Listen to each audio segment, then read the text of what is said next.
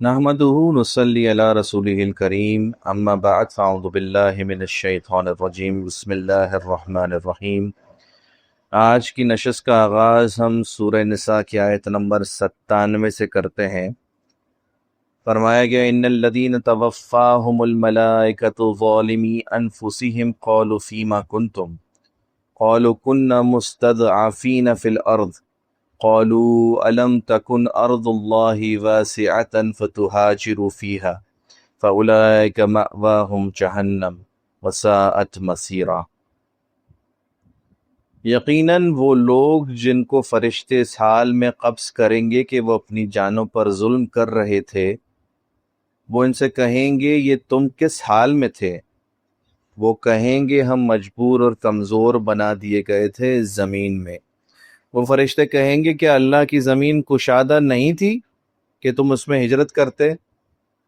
تو یہ وہ لوگ ہیں جن کا ٹھکانہ جہنم ہے اور وہ بہت بری جگہ ہے ٹھہرنے کی۔ یعنی یہ ان لوگوں کا تذکرہ ہو رہا ہے جنہوں نے ہجرت نہیں کی تھی۔ اس سلسلے میں رسول اللہ صلی اللہ علیہ وسلم کے حکم کی اطاعت نہیں کی۔ آخر موت تو آنی ہے، لہٰذا فرشتے جب ان کی روحیں قبض کریں گے تو ان کے ساتھ اس طرح مکالمہ کریں گے۔ إلا المستضعفين من الرجال والنساء والولدان لا يستطيعون حيلة ولا يهتدون سبيلا، سوائے ان مردوں، عورتوں اور بچوں کے جن کو واقعتاً دبا لیا گیا ہو، نہ تو وہ کوئی تدبیر کر سکتے ہیں اور نہ وہ راستے جانتے ہیں۔ یعنی جن لوگوں کو کمزور سمجھ کر دبا لیا گیا ہو، واقعتاً زنجیروں میں جکڑ کر گھروں میں بند کر دیا گیا ہو، ان کا معاملہ اور ہے۔ یا پھر کوئی عورت ہے جس کے لیے تنہا سفر کرنا ممکن نہیں۔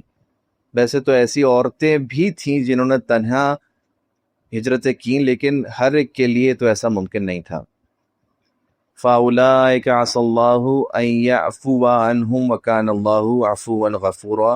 بعید نہیں کہ ایسے لوگوں کو اللہ تعالیٰ معاف فرما دے، اور اللہ واقعتاً بخشنے والا اور معاف فرمانے والا ہے۔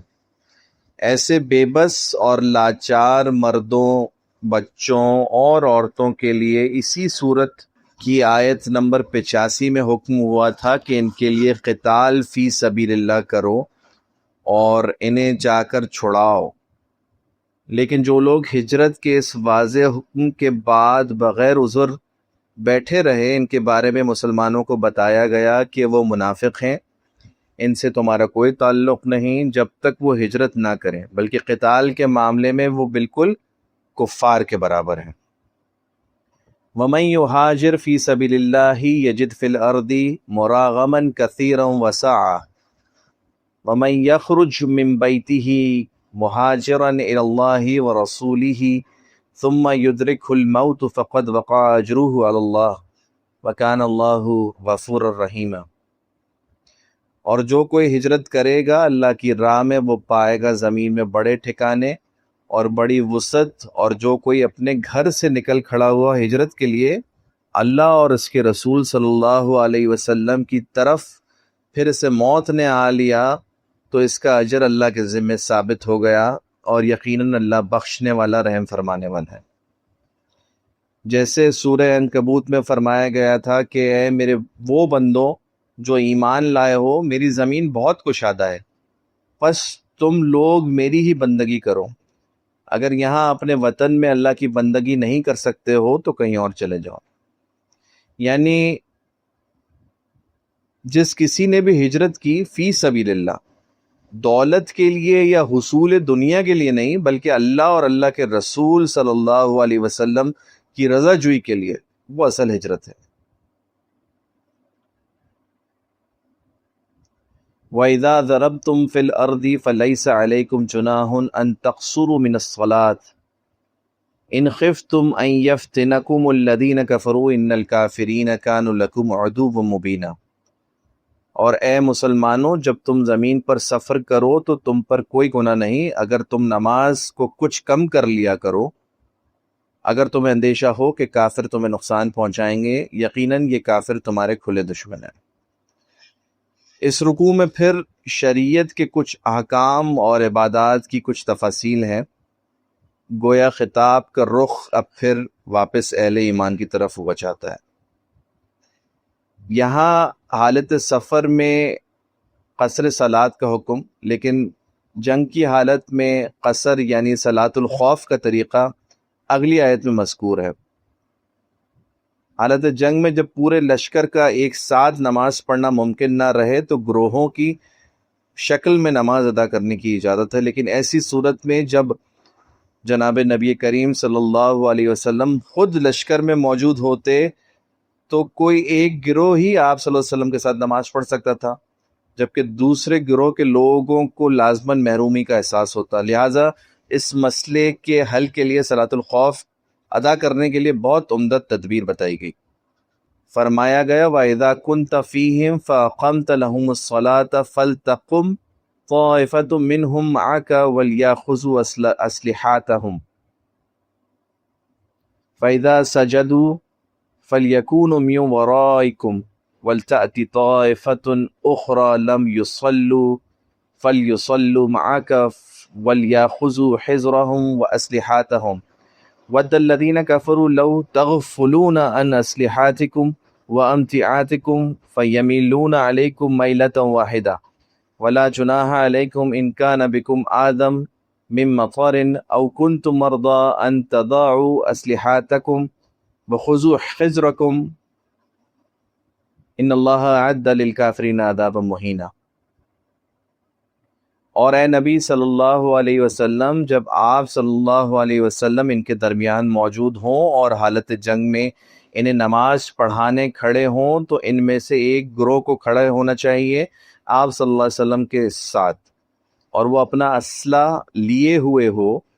پھر جب وہ سجدہ کر چکیں تو تمہارے پیچھے ہو جائیں، اور آئے دوسرا گروہ جنہوں نے ابھی نماز نہیں پڑھی، اور وہ آپ صلی اللہ علیہ وسلم کے ساتھ نماز پڑھیں، اور ان کو بھی چاہیے کہ وہ اپنی حفاظت کا سامان اور اپنا اسلحہ اپنے ساتھ رکھیں۔ یہ کافر لوگ تو اسی طاق میں رہتے ہیں کہ تم جیسے ہی اپنے اسلحہ اور ساز و سامان سے ذرا غافل ہو تو وہ تم پر ایک دم ٹوٹ پڑیں، اور تم پر کوئی گناہ نہیں کہ اگر تمہیں کوئی تکلیف ہو بارش کی وجہ سے یا تم بیمار ہو جاؤ، ایسی صورتوں میں تم اپنا اسلحہ اتار کر رکھ دو، البتہ اپنا بچاؤ ضرور کر لیا کرو، یقیناً اللہ نے کافروں کے لیے بہت ذلت آمیز عذاب تیار کر رکھا ہے۔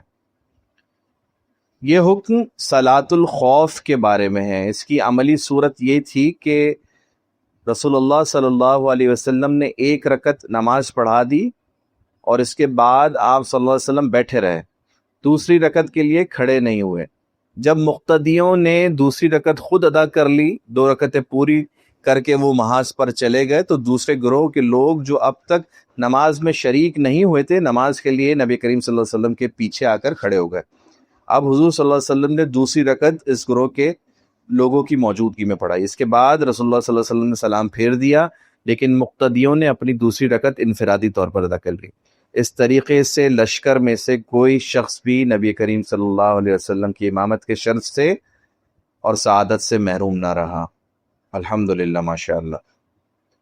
فَإِذَا قَضَيْتُمُ الصَّلَاةَ فَاذْكُرُوا اللَّهَ قِيَامًا وَقُعُودًا وَعَلَى جُنُوبِكُمْ فَإِذَا اطْمَأْنَنْتُمْ فَأَقِيمُوا الصَّلَاةَ إِنَّ الصَّلَاةَ كَانَتْ عَلَى الْمُؤْمِنِينَ كِتَابًا مَوْقُوتًا۔ پھر جب تم اس طریقے سے نماز ادا کر لو تو پھر ذکر کرو اللہ کا کھڑے ہوئے، بیٹھے ہوئے اور لیٹے ہوئے۔ پھر جب تمہیں امن حاصل ہو جائے تو پھر نماز کو قائم کرو تمام آداب و شرائط کے ساتھ۔ یقیناً نماز اہل ایمان پر فرض کی گئی ہے وقت کی پابندی کے ساتھ۔